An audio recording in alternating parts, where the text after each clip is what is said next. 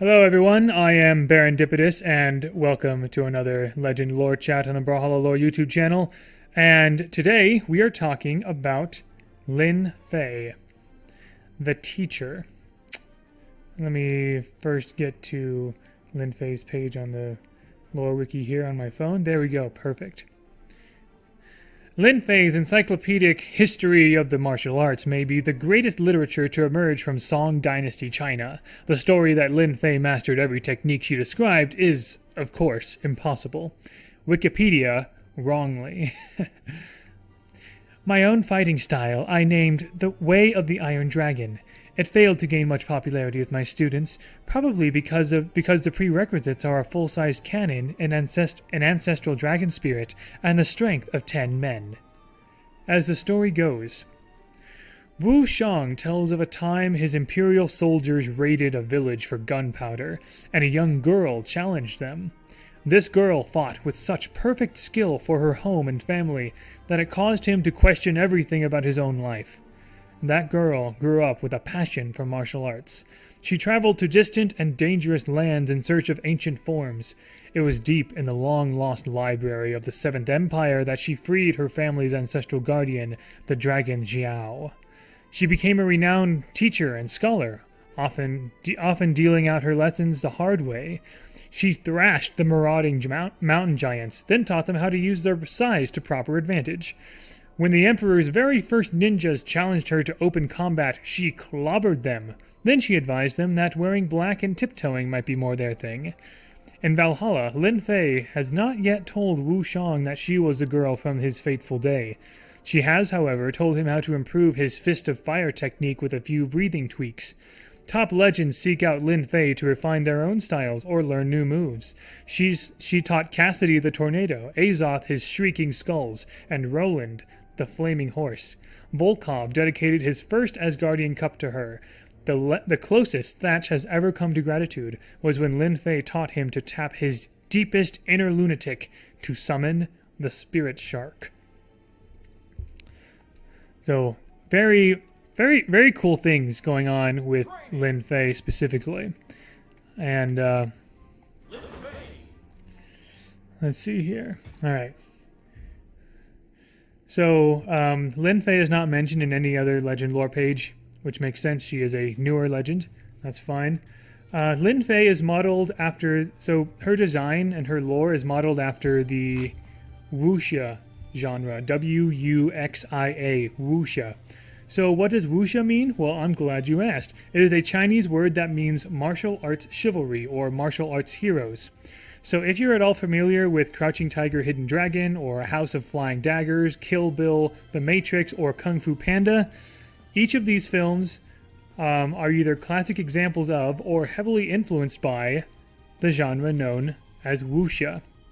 So pieces of wuxia fiction can take place just about anywhere, like the cyberpunk setting of The Matrix, but classic wuxia and the setting that Lin Fei calls home is a sort of almost fantasy version of Imperial China, anywhere from 220 BC to 1912 AD. Very wide range there, which, by the way, includes the range of like several of our Japanese legends, Jiro Hattori and Koji. But we're talking about China, not Japan, I guess. Anyway, the mention of Song Dynasty does actually narrow it down further to between 960 and 1279 AD. So we can safely assume that Wu Shang also lived during that dynasty as well. So Lin Fei is part of the Lin family in her village because in China, surnames come first. So her given name would be Fei, and her family name would be Lin. So if she were to anglicize her name, it would be Fei Lin, I suppose. Maybe she would even spell it F-A-Y-E, like people do in America and Europe, instead of F-E-I. And you can tell this because, well, I'm guessing she's quite... her design and her lore is influenced, at least in part, by the Disney film Mulan. And Mulan was called in a role as Fa Mulan because she was part of the Fa family. So Lin Fei is part of the Lin family. There are a fair number of notable people in the real world that share the Lin name. There were too many for me to like find any parallels or connections that way. Could be any of them or none of them. Who knows? Lin Fei's weapon pairing, the katars and cannon, it's a very unusual one. But then again, cannon is an unusual weapon. A really cool one, though. But like every other weapon pairing for every legend, there's a reason behind the madness. So, first of all, katars. Katars are the closest Brawlhalla equivalent to daggers, which is a classic assassin weapon. The number of assassins and mercenaries in classic wuxia films is staggering sometimes. In fact, one of the films I mentioned before, House of the Flying Daggers, well, that kind of speaks for itself, doesn't it? As for the cannon, so with legends like Sidra, who has a full ship cannon, like sailing ship cannon, and Zol, who has a full cannon as well. Lin Fei's cannon is actually not that extraordinary. Although, I mean, carrying a large thing is very cumbersome and could be heavy. But, again, harkening back to Disney's Mulan, the film doesn't really have a definitive time frame for its plot, but the soldiers in the film used hand cannons. If you remember, they were these things that had dragon heads, much like what Lin Fei's classic cannon has here. So, Lin Fei's use of a cannon falls right in line with the first uses of gunpowder in China, which did indeed occur during the Song Dynasty, by the way. So, once again, evidence that Blue Mammoth Games does their research on this stuff. There also, during that time, there may have been some rudimentary quote-unquote fire lances before that time, by the way. But it was during Lin Fei's time when gunpowder and cannons really started to become a staple of the military force at the time. And so apparently her technique requires, like she said, a full-size cannon, an ancestral dragon spirit, Xiao in her case, and the strength of 10 men. So maybe this cannon is actually metal instead of like a more paper and powder sort of thing. Well, I guess hand cannons could have been metal as well. They were just smaller than this. Anyway, you can see evidence of her ancestral guardian, like that right there. And then let's see. Oops. And then just fire. Although she didn't like set off the cannon, she didn't like light a wick or anything, so that's probably coming from her ancestral guardian spirit, Xiao. And then her guitar sigs. Again, Xiao manifesting himself.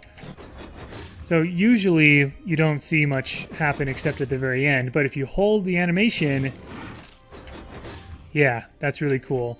I don't know if like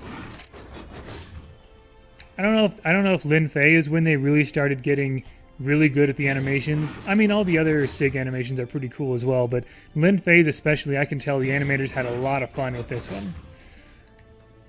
Let's see. Oop, missed it. And then my favorite of Lin Fei's.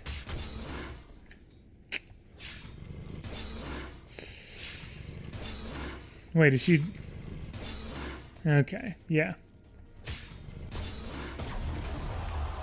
So yeah, really, really cool stuff there. So let's see, Library of the Seventh Empire. I didn't find anything about a Seventh Empire in China, so I interpreted it to mean the Seventh Dynasty in Imperial China.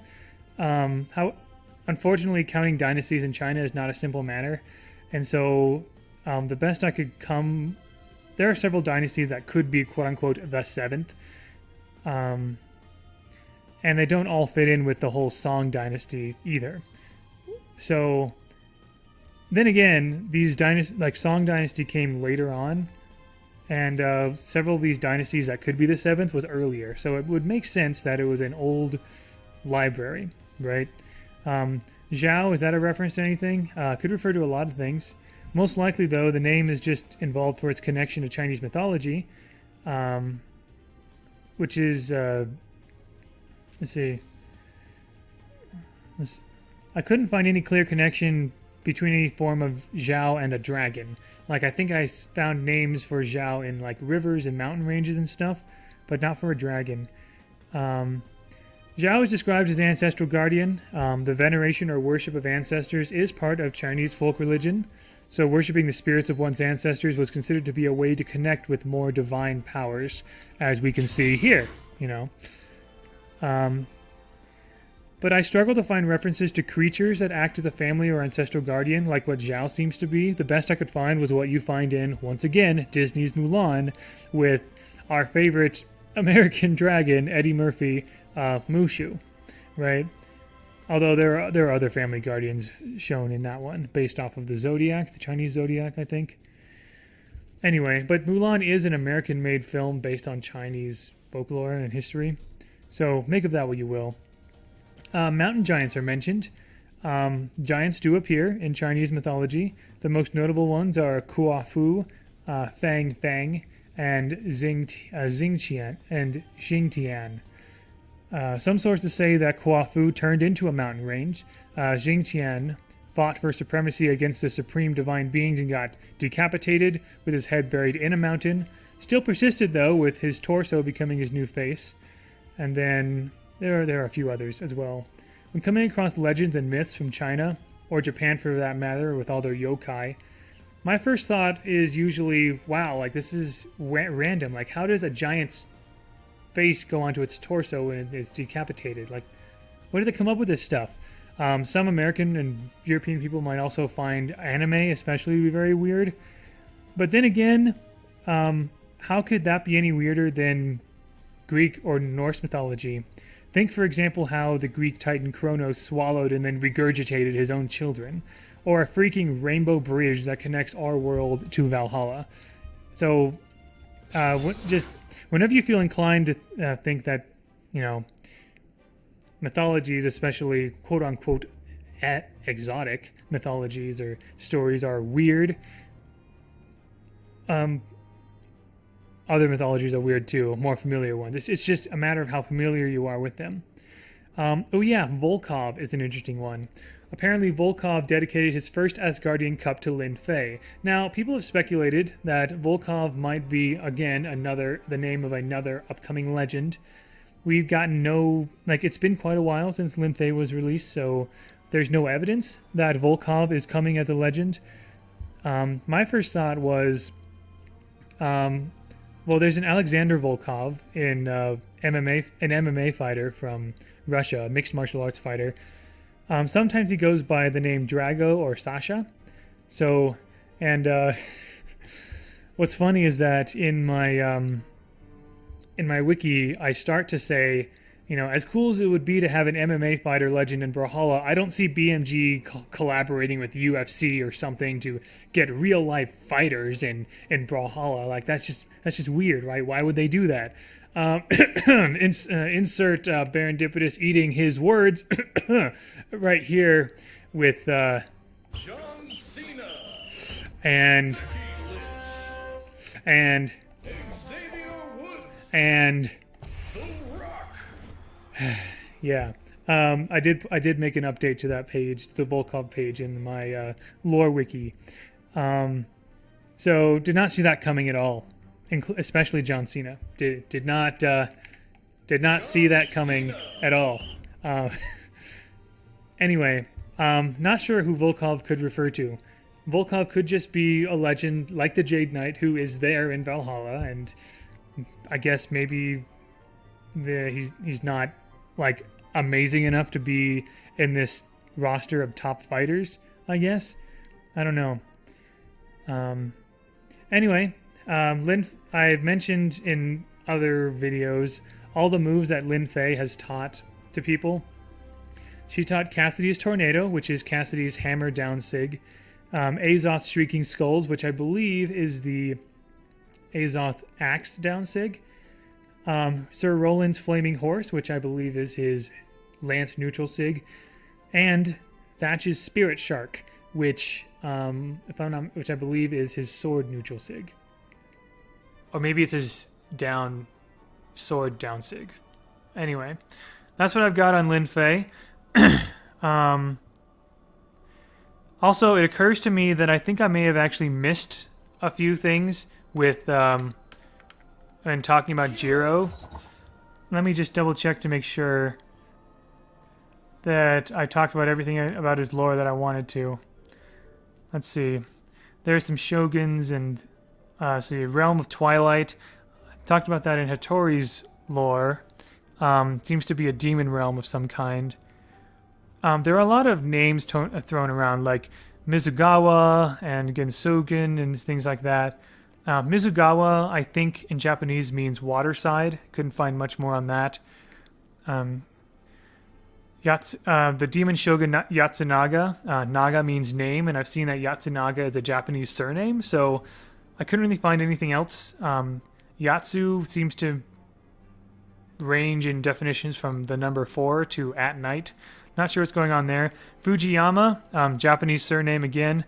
Yama means mountain, so this is probably a nice nod to Mount Fiji, Fujiyama, the tallest mountain in Japan. What of the Gensojin family? So in Japanese, Genso means fantasy, while Jin means person. So sure enough, an internet search for Gensojin or Gensojin family turned up empty. Fantasy person. There doesn't seem to be any real-world equivalent to the Gensojin family that I could find anyway. Because that's probably what they want us to think. For real, though, that's all I got. And finally, the Iga and Koga clans. So they are two different sets of ninjutsu traditions, or schools of thought, if you will, originating from the Iga and Koga areas of Japan, respectively. Because these traditions come from different Japanese regions, calling them clans or schools is at least partially accurate. While I could go into the differences between these two traditions, it's not entirely relevant here because Jiro's lore kind of lumps the two together, the Iga and Koga. If you're familiar with some Nintendo IPs, you might actually recognize these two names.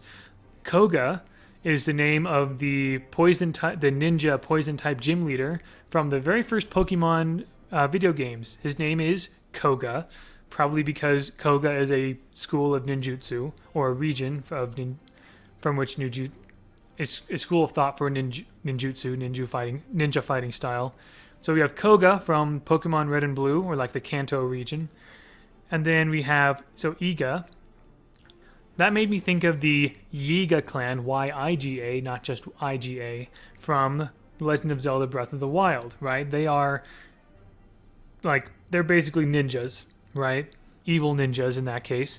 So maybe the Yiga clan, the name was inspired by the Iga ninjutsu family of a school of thought for ninjutsu. But yeah, that is what I have for Lin Fei, and I guess in this case, Jiro as well. I wanted to make sure I covered everything. But as always, thank you very much for watching, and until next time, oops, here we go. Yeah. Whatever. And until next time, GG, fellow lore nerds.